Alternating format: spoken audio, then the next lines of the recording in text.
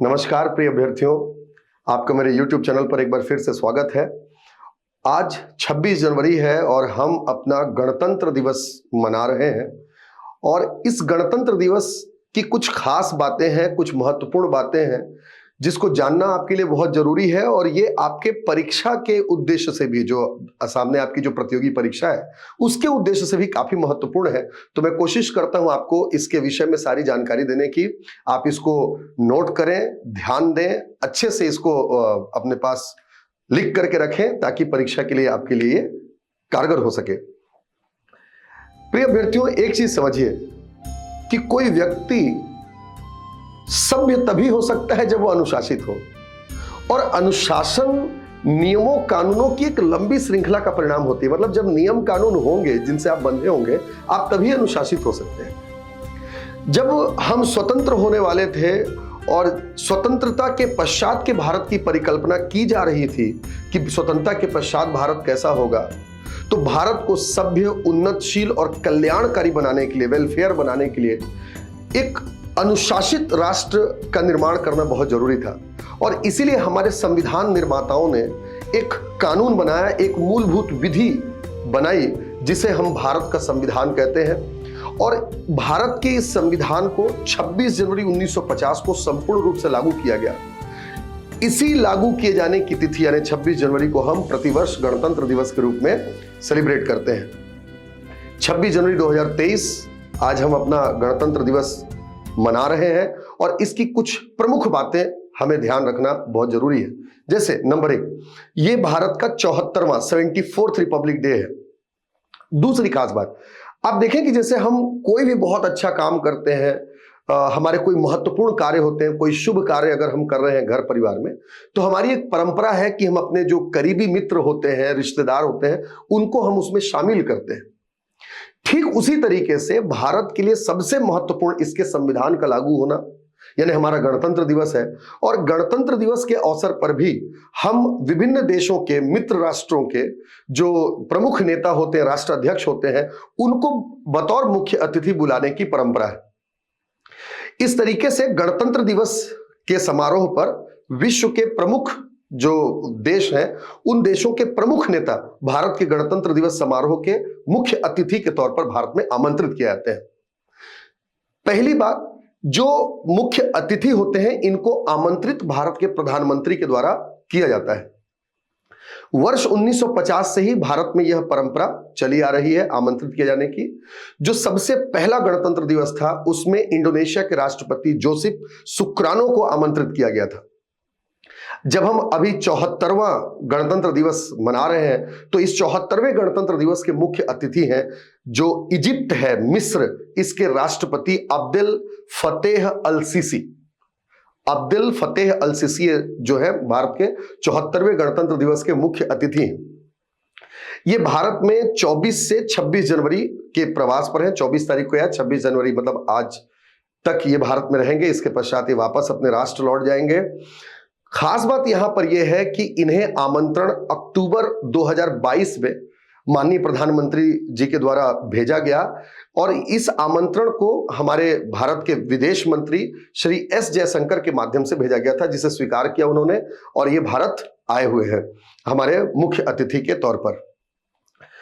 प्रिय अभ्यर्थियों, ये जो मुख्य अतिथि हैं इनको बुलाने का राजनीतिक, पॉलिटिकल, सामरिक, स्ट्रेटेजिकल महत्व होता है। मतलब इससे ये पता चलता है कि भारत का उस देश के साथ क्या संबंध है, किस प्रकार का बेहतर संबंध है, और ये हमारे एक मित्र राष्ट्र के रूप में दिखाई देते हैं। खास तौर पर जब जो मिस्र के राष्ट्रपति हैं अब्देल फतेह अल सीसी जब ये भारत आए हैं इस प्रवास पर, तो याद रखें कि ये उनका दूसरा प्रवास है। सेकेंड टाइम वो इंडिया के टूर पर है, दूसरा उनका प्रवास है। लेकिन बतौर मुख्य अतिथि, गणतंत्र दिवस समारोह के मुख्य अतिथि के तौर पर यह उनका भारत का पहला प्रवास है। पहली बार वो आए थे, लेकिन भारत अफ्रीका शिखर सम्मेलन जो कि वर्ष 2015 में आयोजित हुआ था उसमें भाग लेने के लिए आए थे। तो ये दूसरा प्रवास जरूर है, लेकिन बतौर मुख्य अतिथि उनका ये पहला प्रवास है। अब खास बात यहां पर देखें कि भारत और मिस्र के राष्ट्रपति, इजिप्ट के राष्ट्रपति भारत आए हुए हैं। यानी यहां से भारत और मिस्र के संबंधों को लेकर के कुछ जानकारी हमें होनी चाहिए जो हमारे एग्जामिनेशन के दृष्टिकोण से बहुत महत्वपूर्ण है। प्रिय अभ्यर्थियों, मैं आपको बताऊं तो भारत और मिस्र का एक बहुत पुराना ताल्लुकात है, बहुत पुराना संबंध है। विश्व जब दो गुटों में बटा हुआ नजर आ रहा था, एक तरफ अमेरिका का गुट और एक तरफ यूएसएसआर यानी रशिया का गुट, और जब भी गुटबाजी होगी तो युद्ध होने की संभावना रहती है, विश्व में अशांति फैलने की संभावना रहती है। हमारे संविधान के अनुच्छेद 51 में, आर्टिकल 51 में, जो कि राज्य के नीति निदेशक तत्व डीपीएसपी के अंतर्गत आता है, उसमें संविधान ने सरकार को, राज्य को यह निर्देश दिया है सरकारों को कि भारत सरकार का यह प्रयास होना चाहिए कि वो विश्व में शांति का दूत बने, यानी विश्व में शांति का वाहक बने, शांति लाने वाला राष्ट्र बने। और भारत विश्व में शांति लाने का प्रयास करना भारत के सरकार की जिम्मेदारी है, कर्तव्य है, अनुच्छेद 51 के तहत। और इसी श्रेणी में विश्व में शांति कब आएगी? जब गुटबाजी खत्म होगी। और इसी को लेकर के भारत एवं 4 अन्य देश, जिसमें मिस्र भी एक शामिल था, इन 5 देशों ने मिलकर के विश्व में 1961 में गुट निरपेक्ष आंदोलन की शुरुआत की। नॉन अलाइनमेंट मूवमेंट वो स्टार्टेड इन 1961। ये 5 देशों ने मिलकर के शुरू किया था।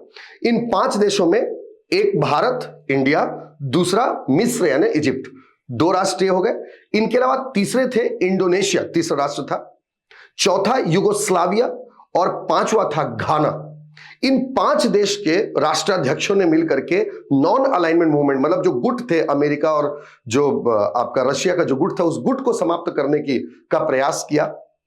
इसमें भारत की ओर से तत्कालीन प्रधानमंत्री श्री पंडित जवाहरलाल नेहरू जी, मिस्र की तरफ से, इजिप्ट की तरफ से वहां के राष्ट्रपति अब्दुल नासिर, युगोस्लाविया से वहां के राष्ट्रपति डेनिस टिटो, इंडोनेशिया से आपका जोसेफ सुक्रानो वहां के राष्ट्रपति थे, और घाना से क्वामे क्रुमाह जो कि वहां के राष्ट्रपति थे। इन 5 प्रमुख शीर्ष नेताओं ने मिलकर के विश्व में गुट निरपेक्ष आंदोलन की शुरुआत की। और इसमें आपको समझ में आ रहा है कि भारत और मिस्र ने मिलकर के विश्व में, मतलब शुरुआत में अगर आप देखें तो गुट निरपेक्ष आंदोलन की शुरुआत की, यानी ये एक प्रकार से विश्व में शांति के लिए इन्होंने प्रयास किया। और ये बहुत महत्वपूर्ण हो जाता है जब इजिप्ट के राष्ट्रपति इतने वर्षों के बाद, मतलब पहली बार भारत में गणतंत्र दिवस समारोह के मुख्य अतिथि बने हैं। इन नेताओं ने मिलकर के शुरू किया गुट निरपेक्ष आंदोलन। 1961 में युगोस्लाविया की राजधानी बेलग्रेड से शुरू हुआ था, इसलिए बेलग्रेड ही गुट निरपेक्ष आंदोलन यानी नैम का मुख्यालय है, नॉन अलाइनमेंट मूवमेंट का मुख्यालय बेलग्रेड है। 5 देशों से मिलकर के शुरू हुआ और वर्तमान में नैम के 120 देश इसके सदस्य हैं। गुट निरपेक्ष आंदोलन का जो सम्मेलन है वो अलग अलग देशों में होता है। याद रखें कि भारत के प्रयासों से ये गुट निरपेक्ष आंदोलन की शुरुआत हुई, और तब से लेकर अब तक केवल एक बार 1983 में तत्कालीन प्रधानमंत्री श्रीमती इंदिरा गांधी जी के कार्यकाल में एक बार अब तक गुट निरपेक्ष आंदोलन का भारत में सम्मेलन हुआ है। यह जानकारी हमारे बहुत महत्वपूर्ण थी क्योंकि मिस्र के राष्ट्रपति भारत में आए हैं। इसके अलावा कुछ और जानकारी मैं आपको देना चाहूं जो बहुत महत्वपूर्ण है आपके परीक्षा के दृष्टिकोण से। सबसे खास बात कि हमारे देश में पद्म पुरस्कार प्रदान किए जाते हैं। नागरिकों को सम्मानित करने के लिए भारत सरकार के द्वारा जो पुरस्कार दिया जाता है उसको मतलब नागरिक सम्मान या सिविलियन अवार्ड कहा जाता है। नागरिकों को सम्मान दिया जाता है उनके देश में बेहतर योगदान के लिए अलग अलग क्षेत्रों में। ये जो नागरिक सम्मान है इसमें 4 आते हैं, 4 नागरिक सम्मान है। इन 4 नागरिक सम्मान की शुरुआत 2 जनवरी 1954, 2 जनवरी 1954 से इसकी शुरुआत हुई। इन 4 नागरिक सम्मान में अगर हम इसके प्रेसिडेंस ऑर्डर मतलब रैंकिंग में देखें तो सबसे पहला सर्वोच्च नागरिक सम्मान है भारत रत्न, दूसरे में आता है पद्म विभूषण, तीसरे में आता है पद्म भूषण और चौथे में आता है पद्मश्री। आप देखें भारत रत्न याद रखिएगा, और पद्म पुरस्कार, पद्म विभूषण, पद्म भूषण और पद्मश्री को पद्म पुरस्कार कहा जाता है। तो इसका रैंकिंग अगर याद रखना हो, विभूषण देखिए अक्षर ज्यादा है तो ये सेकंड पर, विभूषण बाद भूषण मतलब अक्षर कम होंगे तो रैंक भी कम होगा, भूषण, और फिर नीचे क्या आता है आपका पद्मश्री। ये 4 पद्म पुरस्कार है। इनकी घोषणा 26 जनवरी यानी गणतंत्र दिवस की पूर्व संध्या यानी 25 जनवरी को की जाती है, और इसे आवंटित मार्च अप्रैल के महीने में एक समारोह आयोजित किया जाता है राष्ट्रपति भवन में, और राष्ट्रपति के द्वारा इसे आवंटित किया जाता है। हालांकि जो पद्म पुरस्कार होते हैं इनकी मतलब घोषणा या इनका आवंटन प्रधानमंत्री की सिफारिश पर किया था। मतलब प्रधानमंत्री तय करते हैं कि किसको कितना, कौन सा अवार्ड दिया जाएगा, किसको भारत रत्न मिलेगा, किसको पद्म भूषण मिलेगा, विभूषण मिलेगा, पद्मश्री मिलेगा, ये प्रधानमंत्री तय करते हैं। और प्रधानमंत्री के द्वारा तय किए जाने के पश्चात राष्ट्रपति के द्वारा इसे आवंटित किया जाता है। ध्यान रखें कि इस वर्ष यानी वर्ष 2023 के लिए पद्म पुरस्कारों की घोषणा की गई 25 जनवरी की शाम को, और इस बार 106 जो हस्तियां हैं उनको पद्म पुरस्कार आवंटित किया गया है, जिसमें से 6 पद्म विभूषण, 9 पद्म भूषण और 91 जो हस्तियां हैं, एमिनेंट मेंबर हैं, उनको पद्मश्री दिया गया है। इसमें से जो 106 प्रमुख हस्तियों को जो पद्म पुरस्कार दिए गए हैं, इसमें से 19 महिलाएं हैं, 19 जो है आपका महिलाएं हैं। याद रखें कि पद्म पुरस्कार भारत के नागरिकों को दिया जाता है, और इसके साथ साथ जो OCI overseas citizen of India और जो NRI होते हैं उनको भी पुरस्कार दिया जाता है। तो 106 अवार्डीज जो है उसमें 19 महिलाएं, 2 OCI NRI कैटेगरी से हैं, 7 व्यक्तियों को मरणोपरांत पोस्थामस जो है ये अवार्ड दिया गया है। खास बात यह है जो हमारे लिए बहुत महत्वपूर्ण है कि 106 में से 3 छत्तीसगढ़ की प्रमुख हस्तियां हैं जिनको ये पुरस्कार दिया गया है। इन तीनों प्रमुख हस्तियों को पद्मश्री दिया गया है, याद रखें पद्मश्री। और इसमें जो 3 है उसमें सबसे पहले सुश्री उषा बारले, ये पांडवानी गायिका है। इसके बाद श्री डोमन सिंह, ये इनको नाचा से दिया गया है। और उसके बाद अजय मंडावी, श्री अजय मंडावी को दिया गया है, ये कास्ट कला वुड आर्ट जो होता है इस क्षेत्र से इनको दिया गया है। तो इस तरीके से ये पूरा 26 जनवरी 2023 के संदर्भ में सारी जानकारियां थी, जो कि बहुत महत्वपूर्ण है आपके एग्जामिनेशन के पॉइंट ऑफ व्यू से भी। उम्मीद करता हूं आपको पसंद आया होगा। एक बार फिर आप सबको गणतंत्र दिवस की ढेर सारी शुभकामनाएं। जय हिंद, जय भारत, जय छत्तीसगढ़। धन्यवाद।